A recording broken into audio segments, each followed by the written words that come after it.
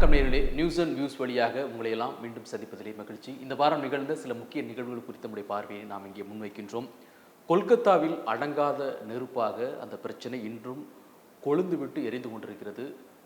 மருத்துவர் கொலை செய்யப்பட்டது, பாலியல் துன்புறுத்தலுக்கு ஆளாக்கப்பட்டு கொலை செய்யப்பட்ட அந்த நிகழ்வு அந்த மாநிலத்தை இன்னும் ஒரு பரபரப்பிலே வைத்து கொண்டிருக்கின்றது. மேற்கு வங்கத்தினுடைய முதல்வர் பாஜகவின் மீது கடுமையான குற்றச்சாட்டுகளை சுமத்தி கொண்டிருக்கிறார். இந்த பிரச்சனையை இந்த மேலும் மேலும் அழுத்தம் கொடுக்கின்ற வகையிலே மேற்கு வங்க அரசை நிலைகுலையை செய்யக்கூடிய அளவிலே பாஜக அந்த பிரச்சனையை தொடர்ந்து பிரச்சனை செய்து கொண்டிருக்கிறது. நிலைகுலையை செய்யக்கூடிய அளவில் அதை தீவிரப்படுத்தி கொண்டு வன்முறையாக அதை மாற்றிக்கொண்டிருக்கிறது என்ற குற்றச்சாட்டை வைத்திருக்கிறார் மம்தா அவர்கள். அதே நேரத்திலே இது போன்ற குற்றங்களுக்கு விரைந்து விசாரணை நடத்தி உடனடியாக குறைந்த நாட்களில் மரண தண்டனை விதிக்கக்கூடிய அளவில் சட்டங்கள் கொண்டு வரப்படும் அப்படிங்கிற மாதிரியான ஒரு அறிவிப்பையும் அவர் செய்திருக்கிறார். இந்த மரண தண்டனை விதிக்கப்படுங்கிற அந்த கருத்திற்கு எதிர்வினைகளும் வந்து கொண்டிருக்கிறது. குறிப்பாக மார்க்சிஸ்ட் கம்யூனிஸ்ட் கட்சியிலிருந்து தமிழகத்திலிருந்து வாசி அவர்கள் கூட அதற்கு ஒரு பதிலளித்திருக்கிறார். இப்போது மரண தண்டனை சட்டம் என்று சொல்லக்கூடிய மம்தா அவர்கள் இதற்கு முன்பு அந்த அரசு செய்தது என்ன? நீங்கள் அந்த பெற்றோர்களை அலைக்கழித்தது உண்மையா இல்லையா அப்படின்னு கேள்வி எழுப்பியிருக்கிறார். தடயத்தை அழிப்பதற்கான முயற்சிகளை செய்தீர்களா இல்லையா? தற்கொலை வதந்தியை பரப்பியது மேற்கு வங்க அரசு தானே?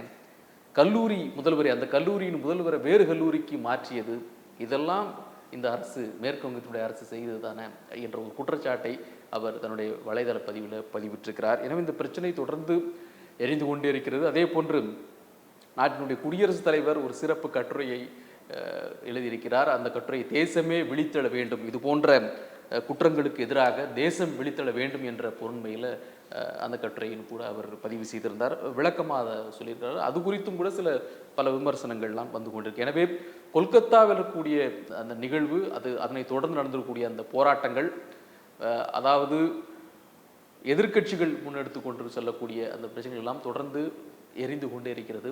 இந்த நெருப்பு அவ்வளவு சீக்கிரத்தில் அணைந்துவிடும் என்று தெரியவில்லை. எனவே இதுதான் இந்த நிலைமை தான் தொடர்ந்து கொண்டிருக்கிறது.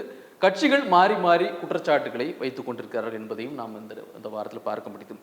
அதற்கு அடுத்தபடியாக இந்த வாரத்தில் மிகவும் பரபரப்புக்கு உள்ளான ஒரு செய்தின்னு பார்க்கின்ற போது கேரள திரையுலகத்தில் இருக்கக்கூடிய பாலியல் குற்றச்சாட்டுகள், நடிகர்கள் மீதான அந்த குற்றச்சாட்டுகள் ஏன் அப்படின்னா, எல்லோருக்கும் தெரிந்த விஷயம் தான். ஹேமா கமிட்டி அறிக்கை தாக்கல் செய்யப்பட்ட பிறகு 2017 கமிட்டி அமைக்கப்பட்டு 2019 அவர்கள் அந்த அறிக்கையை தாக்கல் செய்கிறார். அதற்கு பிறகு அதுதான தகவல்கள் வெளிவர தொடங்கிய பிறகு இப்போது அது பெரிய பூதாகரமாக வெடித்திருக்கிறது. குறிப்பாக மார்க்சிஸ்ட் கட்சியினுடைய எம்எல்ஏ முகேஷ் அவர் மீது வழக்கு பதியப்பட்டது. அதே போன்று நடிகர் ஜெயசூர்யா இது போன்ற நடிகர்கள் மீது குற்றச்சாட்டுகள் வைக்கப்பட்டு வழக்கு பதிவு நடந்திருக்கிறது. அவர் சட்டமன்ற உறுப்பினராக இருப்பதால் முகேஷ் பொறுத்த அவர் முதலமைச்சரிடம் திரு பினராயி விஜயனிடம் விளக்கம் கொடுத்திருக்கிறார்.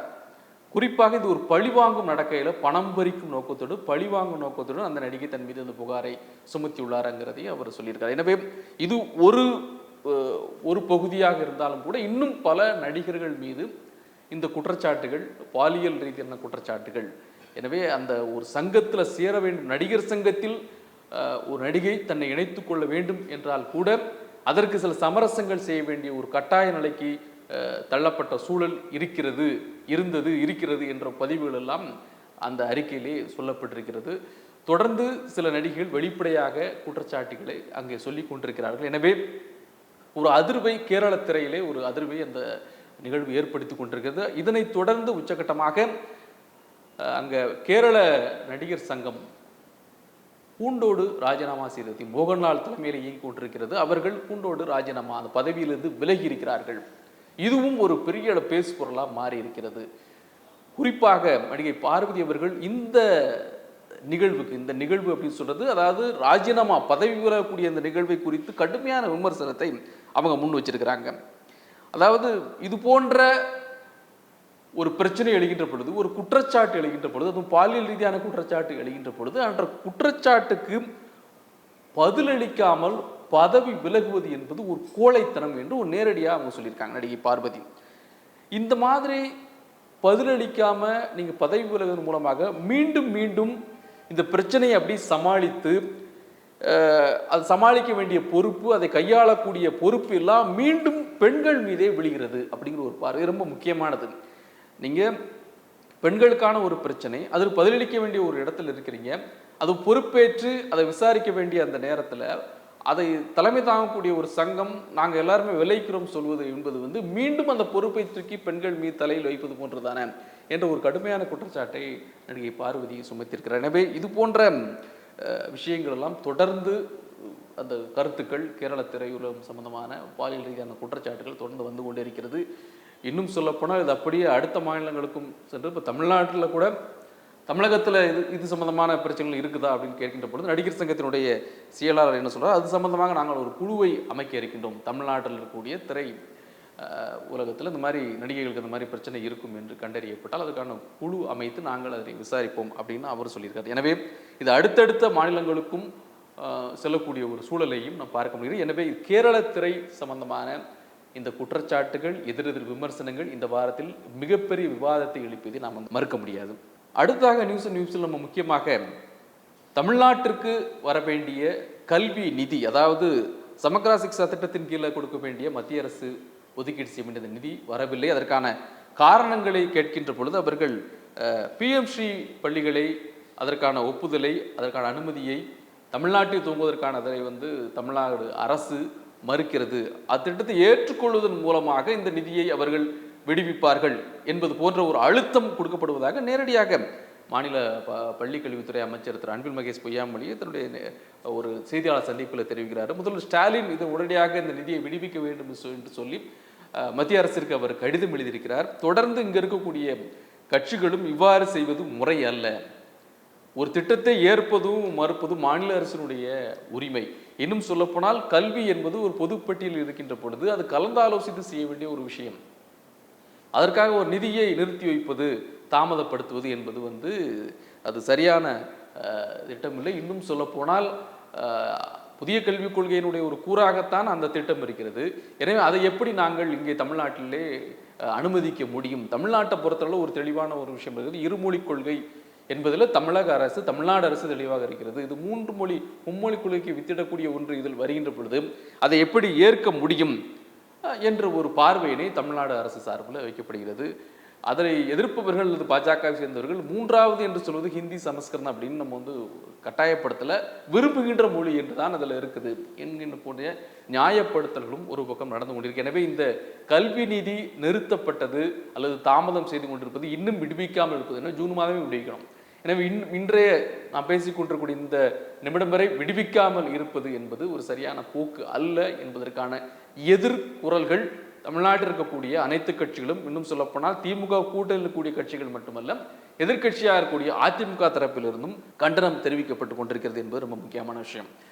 இதற்கிடையில தமிழ்நாடு முதலமைச்சர் திரு மு.க. ஸ்டாலின் அவர்கள் தற்போது அமெரிக்காவில் இருக்கிறார். அங்கு அந்த அமெரிக்க பயணத்தில் தொழில் முதலீடுகளை ஈர்க்கும் விதமாக அவருடைய பயணம் திட்டமிடப்பட்டிருக்கிறது. அது சம்பந்தமான செய்திகளும் வந்து கொண்டிருக்கின்றன. குறிப்பாக அவர் நோக்கியா உள்ளிட்ட ஒரு 6 நிறுவனங்களோடு செய்யப்பட்ட புரிந்துணர்வு ஒப்பந்தங்கள் தொடர்பான விவரங்களை தமிழ்நாடு அரசு அது செய்தி குறிப்பாக வெளியிட்டிருக்கிறது.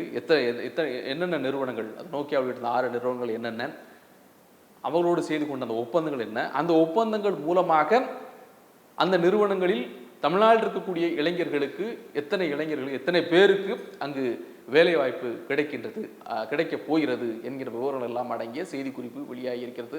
அதை நம்ம பார்க்க முடியுது. குறிப்பாக அவர்கள் அந்த செய்தி குறிப்பினுடைய துவக்கத்தில் சொல்லியிருக்கிறது, நம்முடைய இலக்கு, தமிழ்நாட்டினுடைய இலக்கு என்பது 2030க்குள்ள $1 ட்ரில்லியன் அப்படிங்கிறது தான் அது அவருடைய இலக்கு. அதை நோக்கி நாம் பயணம் செய்து கொண்டிருக்கிறோம்.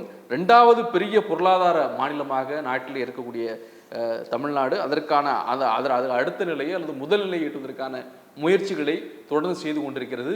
அதனுடைய அடுத்த கட்டமாகத்தான் இந்த தமிழ்நாடு முதலமைச்சருடைய பயணம் அமைந்திருக்கிறது. அடுத்தடுத்த பல்வேறு விஷயங்கள் அங்கே நடக்க இருக்கிறது. அவ்வாறு சொல்லியிருக்கக்கூடிய தகவலை செய்தி குறிப்பின் வாயிலாக சொல்லியிருக்கிறார். இதற்கிடையே வழக்கம் போன்று அந்த வெளிநாட்டு பயணம் குறித்த விமர்சனங்களும் தொடர்ந்து வந்து கொண்டிருப்பதையும் பார்க்க முடியும். பாஜக உள்ளிட்ட கட்சியினர் இந்த பயணம் குறித்த எதிர்மறை விமர்சனங்களை அவர்கள் பதிவு செய்து கொண்டிருக்கிறார்கள். அதையும் நாம் இந்த வாரத்திலே பார்த்திருக்கின்றோம். அடுத்ததாக திரு அண்ணாமலை அவர்கள் வெளிநாடு பயணம் சென்றிருக்கிறார். வெளிநாடு பயணம் அப்படிங்கிறது அரசியல் படிப்பிற்காக அவர் லண்டன் போயிருக்கனால இடைக்கால தலைவராக யாராவது நியமிக்கப்படுவார்களா, மத்திய தலைமை பாஜக தலைமை அறிவிக்குமா அப்படிங்க எதிர்பார்க்கப்பட்ட நிலையில் அந்த கட்சியினுடைய தலைமை ஒரு அறிவிப்பை வெளியிட்டிருக்கிறது. கட்சியினுடைய தேசிய பொதுச் செயலாளர் அந்த அறிவிப்பை விடுத்திருக்கிறார். அதன்படி அதாவது 3 மாதங்கள்ங்கிறது செப்டம்பர், அக்டோபர், நவம்பர் இந்த 3 மாதங்கள் அவர் அந்த படிப்பில் இருக்கிறதுனால தமிழ்நாடு பாஜகவை பொறுத்தவரை திரு ஹெச் ராஜா அவர்கள் தலைமையில் ஒரு ஒருங்கிணைப்பு குழு அமைக்கப்பட்டுள்ளது. அந்த ஒருங்கிணைப்பு குழுவினுடைய தலைவராக திரு ஹெச் ராஜா செயல்படுவார் என்று அறிவிப்பு செய்யப்பட்டிருக்கிறது. அதில் 5 பேர் உறுப்பினர்களாக இருக்கிறார். அந்த 5 பேர் யாருன்னா திரு எம் சக்கரவர்த்தி, திரு கனக சபாபதி, திரு எம் முருகானந்தம், திரு ராம சீனிவாசன், அடுத்த 5வதாக திரு SR சேகர். இந்த 5 பேருமே பார்த்தீங்கன்னா மாநில பொறுப்புகள் வெவ்வேறு மாநில பொறுப்பில் இருக்கிறாங்க, ஆனால் வெவ்வேறு பொறுப்புகள்.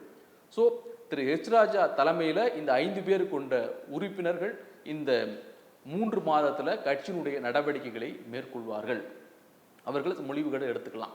அடுத்தடுத்து என்னென்ன ஆக்டிவிட்டிஸ், என்னென்ன கட்சியினுடைய நடவடிக்கைகள் என்னென்ன செய்யணும் அப்படிங்கிற முடிவை திரு ஹெச் ராஜா தலைமையில் இருக்கக்கூடிய இந்த குழு ஒருங்கிணைப்பும், இந்த ஒருங்கிணைப்பு குழு முடிவெடுக்கும் என்ற அறிவிப்பினை அவர்கள் செய்திருக்கிறார்கள். இது ஒரு முக்கியமான விஷயமாக பார்க்கப்படுது. ஏன்னா தலைவர் மாற்றப்படுகிறார்கள் அல்லது புதிய தலைவர் அல்லது இடைக்கால தலைவர் இதெல்லாம் ஒரு பேசப்பட்டிருக்கக்கூடிய இந்த சூழ்நிலையில் இன்னும் சொல்லப்படலாம் அதிமுகவிற்கு எதிராக, அதிமுக தலைமைக்கு எதிராக ஒரு கடுமையான விமர்சனங்கள் எல்லாம் திரு அண்ணாமலையால் மேற்கொள்ளப்படக்கூடிய சூழலில் இந்த அறிவிப்பு வந்திருப்பதும் முக்கியமான ஒன்றாக பார்க்கப்படுகிறது.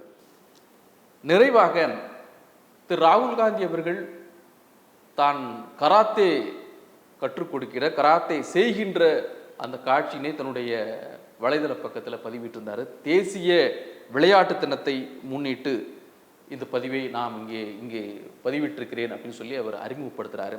ஆனால் அந்த காட்சி எப்போது எடுக்கப்பட்ட காட்சி அப்படின்னு பார்த்தீங்கன்னா அவருடைய பாரத் ஜோடோ நியாய யாத்ரா இருக்கு பார்த்தீங்களா, அந்த நேரத்தில் எடுக்கப்பட்ட காட்சிகள். அவர் அந்த குழந்தைகளுக்கு அதை பயிற்றுவிப்பது போன்ற அந்த காட்சி இங்கே இருக்கிறது. எப்படி, அதாவது ஒரு பாதுகாப்பான ஒரு சமுதாயம் உருவாகுவதற்கு இந்த ஜென்டில் ஆர்ட் அப்படின்னு அவர் குறிப்பிட்டார். இந்த ஆர்ட்டுங்கிற இந்த கலைங்கிறது ஒரு ஜென்டில் ஆர்ட். ஒரு பாதுகாப்பான ஒரு சமுதாயம் அமைவதற்கு இதை கற்றுக்கொள்ள வேண்டிய ஒரு தேவை இருக்கிறது என்று சொல்லி அவர் அறிவுறுத்துவது போன்ற அந்த காட்சிகள், அவர் அந்த பயிற்சியை ஆக்ரோஷமாக செய்யக்கூடிய அந்த காட்சிகள் எல்லாம் அதில் நம்ம பார்க்க முடியுது. எனவே இதை காங்கிரஸ் தொண்டர்கள், காங்கிரஸை சேர்ந்த இளைஞரும் இதெல்லாம் பகிர்ந்து பெரும் மகிழ்ச்சியை அடைந்த ஒரு சூழலை நம்ம பார்க்க முடியுது. அந்த அந்த வீடியோவை அவர்கள் வைரலாக்கினார்கள். காங்கிரஸ் நம்ம தலைவர் கராத்தே மாஸ்டராக மாறி எப்படி பஞ்ச் பண்ணுறாருங்கிற அந்த விஷயத்தெல்லாம் அவர்கள் மகிழ்ச்சியோடு பகிர்ந்து கொண்டதையும் நாம் பார்க்க முடியும். எனவே இது போன்றும் பல்வேறு விஷயங்கள், பல்வேறு தகவல்கள், பல்வேறு நிகழ்வுகள், ஒரு சிலவற்றை நாம் நியூஸ் அண்ட் வியூஸ் வழியாக இந்த இடத்திலே நாம் பதிவு செய்திருக்கின்றோம். மீண்டும் சந்திப்போம். நன்றி, வணக்கம். இந்த வீடியோ உங்களுக்கு பிடிச்சிருந்தா லைக் பண்ணுங்க, ஷேர் பண்ணுங்க, கமெண்ட் பண்ணுங்க. மறக்காம OH தமிழ் சேனலுக்கு சப்ஸ்கிரைப் பண்ணுங்க.